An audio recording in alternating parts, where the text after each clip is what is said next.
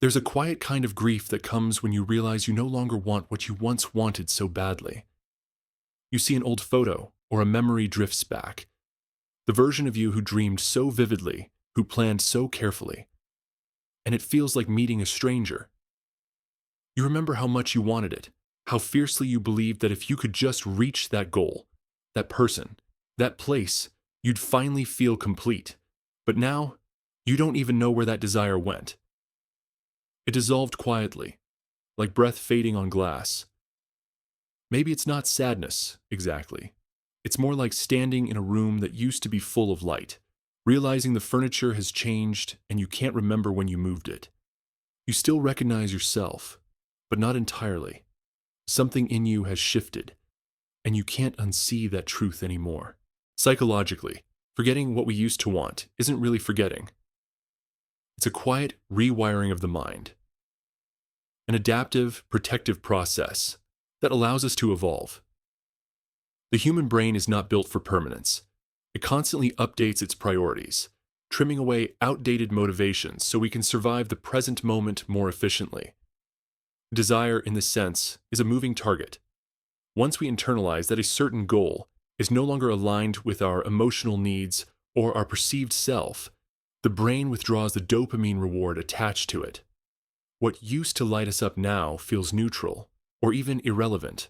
Cognitively, this is the work of the reward prediction system, a mechanism that adjusts our sense of motivation according to feedback. When something we chase repeatedly fails to deliver satisfaction, the brain learns to stop releasing the same chemical excitement toward it. It's not that you stopped caring, it's that your nervous system concluded this no longer serves us. This biological efficiency feels like apathy, but it's actually emotional intelligence in disguise. There's also the self-protective function of forgetting. Our psyche hides certain desires, not because they were meaningless, but because holding on to them hurts. When a dream becomes incompatible with who we've become, or when its pursuit begins to threaten our stability, the mind quietly pushes it out of reach. It's an act of mercy, not betrayal. This explains why you might feel numb towards something that once defined you. Your unconscious decided that carrying it forward would be too heavy. Developmentally, this happens because our values are not fixed. They mature. The 20-year-old version of you chased validation. The 30-year-old version craves peace. The 40-year-old one seeks meaning. Each era of your life has its own emotional currency, and the things you once wanted were simply expressions of an earlier language of desire. You didn't fail to keep those dreams alive. You outgrew their grammar. Psychology calls this goal disengagement, a necessary phase where your mind decouples from pursuits that no longer fit your current identity. Without this process, you'd remain trapped in outdated narratives, unable to adapt. Forgetting is how your inner architecture rearranges itself to match who you are now. So when you look back and can't understand why something once mattered so deeply, it's not a flaw in memory. It's a mark of evolution. You're not erasing the past. You're metabolizing it. The desire didn't die. It transformed into insight. And that quiet disinterest you feel? It's the sound of your psyche moving on, making space for the next version of you to begin. Here lies the paradox. Forgetting what you used to want feels like both a loss and a liberation. There's an emptiness that comes from realizing how far you've drifted from your former self. It's as if you've walked miles in silence, then turned around and found the landscape unrecognizable. You once believed that desire gave your life direction, that wanting was proof of being alive. So when you stop wanting, a strange fear creeps in. Have I lost my spark? Or have I finally made peace with what is? The price of growth is the quiet mourning of your past motivations. To forget what you wanted is to watch a part of your identity fade into transparency. The job you thought would define you, the person you were sure you couldn't live without. The version of success that once set your heart racing. They dissolve not because they were wrong, but because you've changed in ways they can no longer hold. Each forgotten dream leaves behind an invisible scar, a reminder of who you had to be to survive wanting it. There's guilt in that forgetting too. You might think, did I give up too easily? Did I betray my younger self? But this guilt misunderstands the nature of desire. Wanting is never static. It's a reflection of the self that existed in that moment. When that self changes, so must the wanting. The truth is, you didn't abandon your past self. You honored them by living long enough to outgrow their needs. Yet every transformation demands a toll. The space between who you were and who you're becoming is rarely peaceful. It's full of echoes. Faint voices whispering that maybe you should go back, reclaim the old dream, prove you still care. But the mind knows better. It senses that nostalgia is a trick, a way to make comfort look like meaning. And so it keeps moving, even as your heart drags behind, reluctant to leave the familiar ache. The paradox deepens when you realize that forgetting what you wanted often opens the very space where new meaning can grow. It's in the absence of old longing that clarity begins to form. Like a forest after a fire, something fragile and green pushes through the ashes. A softer kind of wanting, less about achievement and more about alignment. You begin to crave peace over validation, truth over excitement, depth over recognition. But that shift doesn't feel triumphant. It feels lonely. Because most of the world still celebrates the hunger, the relentless pursuit, the endless ambition. When you stop chasing, people assume you've lost your way, not realizing you might have finally found it. That's the price of self-awareness, to look around and realize you no longer fit the rhythm of endless desire. Still, there's beauty in that loneliness. It's the stillness after a storm. The moment you realize that silence isn't empty. It's full of understanding. Forgetting what you used to want is not a failure to remember. It's a declaration that you've changed your definition of fulfillment. The paradox is that in losing your old desires, you gain the capacity for deeper ones. The kind that don't scream, but hum quietly, like truth finally finding its place.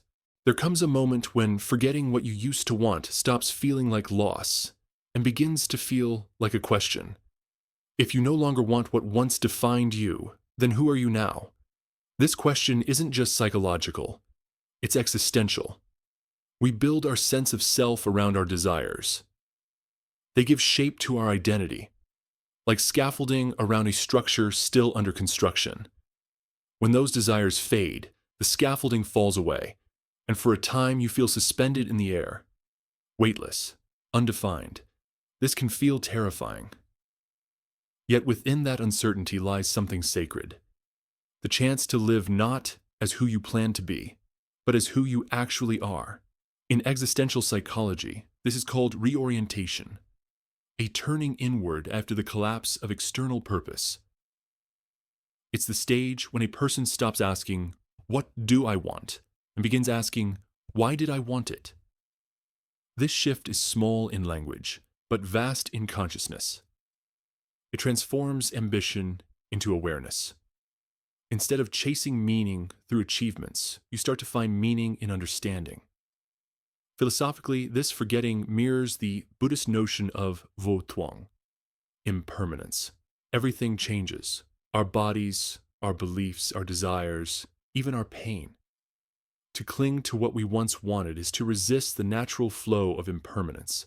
To let it go is to finally move in rhythm with life.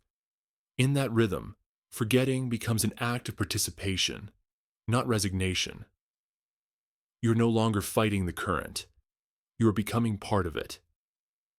Yet the ego resists this surrender. The mind wants continuity, to believe it is the same you throughout time. It resists the truth that identity is fluid, that the self who wanted yesterday's dream no longer exists today. Forgetting confronts us with this impermanence directly. It says, "You have been many people already. You will be many more." And perhaps that's why it hurts. Not because you lost something, but because you were forced to face the multiplicity of your own being. The human heart doesn't easily accept that it can change without dying. But in truth, it does this every day. Each time you stop wanting something, you are reborn. Quietly, invisibly, without ceremony. What if forgetting is not a symptom of apathy, but a kind of awakening? What if the fading of desire is not the end of meaning, but the space in which meaning matures? There's a deeper stillness waiting beneath the noise of ambition. A space where you no longer need to prove your worth by the things you pursue. You begin to understand that wanting was never the point. The point was seeing, to become conscious of what your wanting revealed about you. In that light, forgetting isn't erasure, it's transformation. The desires that once drove you were teachers. When their lessons are complete, they dissolve, leaving behind understanding. You don't carry the flame forever, you carry its warmth. And maybe this is what maturity really is. Learning to hold yourself not by your goals, but by your awareness. Realizing that the person you were 5 years ago was doing the best they could with the desires they had, and that the person you are now, quieter, slower, more deliberate, is not lost. They are simply listening to a different kind of calling, because sometimes the greatest act of remembering is to forget. There is a peace that arrives only after letting go. Not the loud kind that comes with achievement, but the soft, nearly invisible calm that follows acceptance. When you stop judging yourself for forgetting, you begin to see that forgetting is not the opposite of caring. It's the natural rhythm of a life that keeps unfolding. What you used to want was never wasted. It was a stepping stone, not a destination. The truth is, we are not meant to hold on to every version of ourselves. Desire was only ever meant to guide you toward experience, not to imprison you within it. The things you once longed for were small beacons of meaning. They led you to the people, lessons, and inner questions you needed. Once those lessons are absorbed, the light fades, not out of cruelty, but completion. So when you notice that you've stopped wanting something you once thought you'd die without, pause before you mourn it. Ask instead, what part of me has finally healed enough to stop needing it? You may find that forgetting is just a sign that the wound has closed. The ache has done its job.